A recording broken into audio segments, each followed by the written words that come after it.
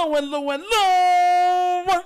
You're tuning into the episode of The Wunderkind Show. Today's first topic, more QB heresy is going on in NFL Twitter timelines. Look. Bro, Bengal fans, and look, I know not all Bengal fans, but there's a large portion of Bengal fans, and I know some of them might feel even about some portion of the Ravens fan base. My gosh, like, have you no shame? So pretty much it's like this. They're having big QB debates on right now. They're debating on if Justin Herbert is really top 5. They're debating on if Joe Burrow was on Kansas City. A lot of them are saying right now that he would have won 3 titles already. There's that. And another one is that Lamar's MVP season was the weakest MVP season they've ever seen. So I have to address all of this, right? And I'm going to address it as I like to do. For one, anybody that's still hating on Lamar Jackson's MVP season, why y'all full of junk? Let me tell y'all why y'all full of junk. I'm going to start there first. And I ain't pivoting before I'm done making this point. Do you know how many fourth quarters Lamar Jackson sat out of? Seriously. Do you have any idea how many fourth quarters he sat out of? Do you know how many games we were up on teams and they said, look, we're going to stop scoring? I was live streaming those games. I was live. You can ask Raven fans. I'm sitting there and I'm like, and I told Raven fans, I'm like, look, I want him to accumulate as much stats as possible. Not just because I want him to win an MVP. It's because I don't want to hear them at the end of the season. I don't want to, there's other guys that had more stats. Oh my God. And that's why, because Lamar's stats weren't like jump off the page, why so many people were hating on the MVP even before, you know what I'm saying, the season was up. But that's also another reason why they thought that the 49ers absolutely had a shot against us.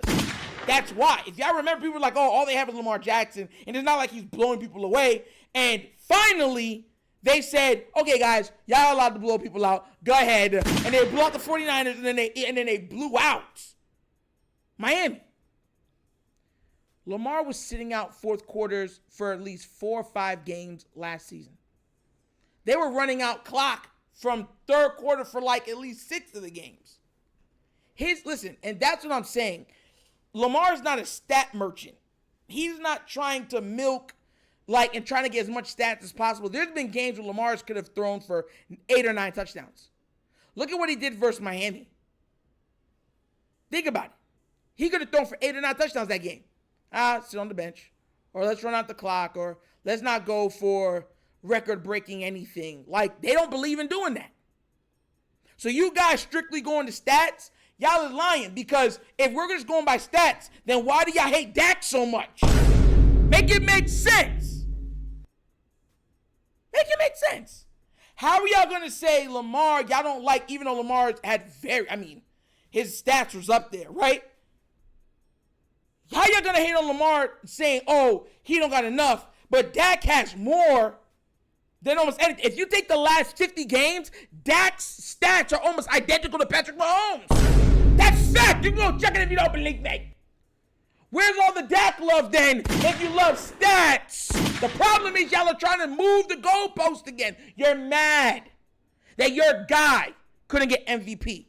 He's never been deserving of MVP. And I'm talking about Joe Burrow. Stop with the cap.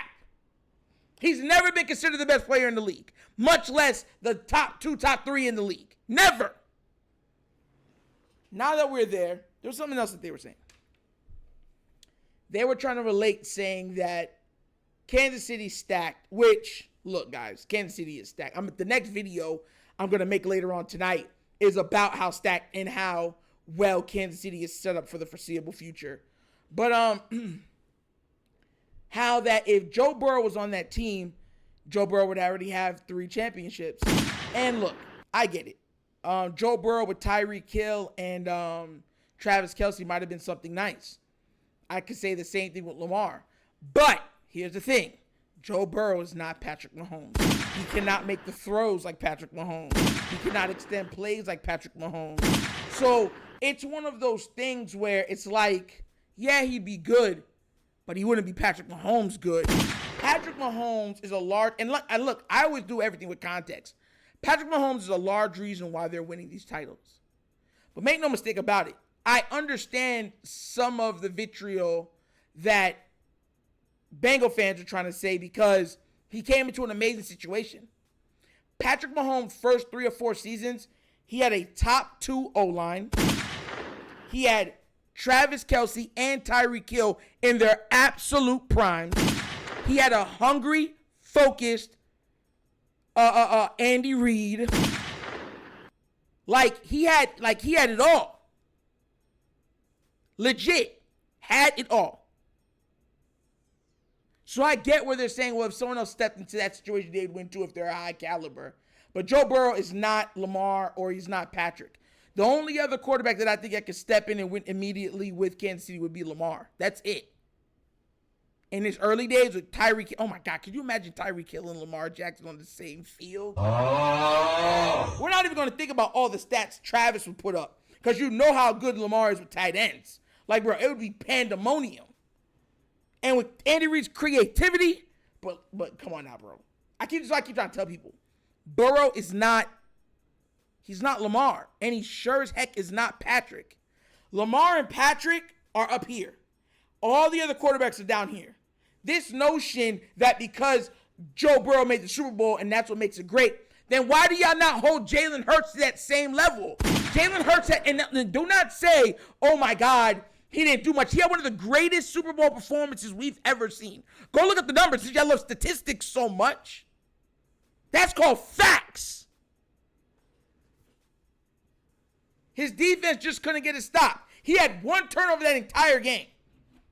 And everyone's like, oh, he lost in the game because he wasn't absolutely, undoubtedly perfect. Come on now, bruh. Stop with the cap. And most of y'all don't even have Jalen Hurts top 10. So miss me with that. Yo, that's what I'm trying. Y'all not going to win these arguments with me, bro. You're not. Because I come ready and prepared to argue. In a war of wits, I never come unarmed. No pun intended and pause. That might have went over some people's heads. But for real, though. You know what I'm saying? So that's what's going on right now in the Twitterverse. You know, shout outs to, what's his name again? Oh, my God. Hamilton for winning the other thing in the F1 series. I believe that puts him up to 108 wins. Shout outs to him for doing that. So much hate that man had gotten throughout his career, and he has done nothing but win. He's another person, watching him race, and I was never a big race, watching races and stuff it's because of him I started watching race. Just like how Tiger got a lot of us to start watching golf at times, yeah, Hamilton's what got me to start watching F1. And to watch that man, how the shots that he's taking from people and everything else, for him to literally become the GOAT right before our eyes, more wins and all this type of stuff than all the other guys that they're calling the greatest and all this other stuff, bruh. Shout out to Mercedes and stuff it's such an achievement. And his story is, I love that stuff, man. That's what I'm trying to say. When it comes to Hamilton, the Lamars, and stuff like that, I don't play no games with that, bro. You can catch this backhand real quick to the side of your jaw. Straight up.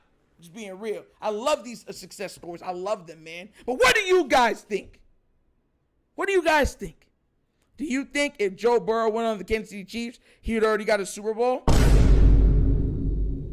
And do you think that Lamar's MVP is overblown? He didn't deserve it. Let me know what you think down in the comment section, please, all right? We're not even going to talk about Justin Herbert being top 5. He's not. That's just being fact. You know what I'm saying? But as always, that's the episode of The Wunderkind Show. Thank you for watching. Y'all know how we get down. We have fun and we laugh. But everything we talk about rooted in what? Facts and truth. Please do remember, subscribe, hit that notification bell, leave a comment in all of the comments. Guys, we're going for 10,000 subscribers. Like and subscribe. Let's get that number up there. Let's do this, Wonder Nights. My fellow Wunderkinds. And if you have not done so already, check out the Wunderkind Show's Patreon. Yes, 3 tiers of content goodness waiting for your consumption. Give it a look. Give it a try. Let me know what you think. And if you'd like to donate to this channel, help out with equipment and such stuff like that, right here, bottom of the screen, QR codes to a Cash App. Cash App located in the description of every video that we do. Name of it is The Wunderkind Show. Super easy. So once again, this is The Wunderkind Show. This your host, Nectar, signing off. And as always, you know my slogan. Peace. And I am out of here. Huh? Yerp. Finish him, Daddy. Oh, oh.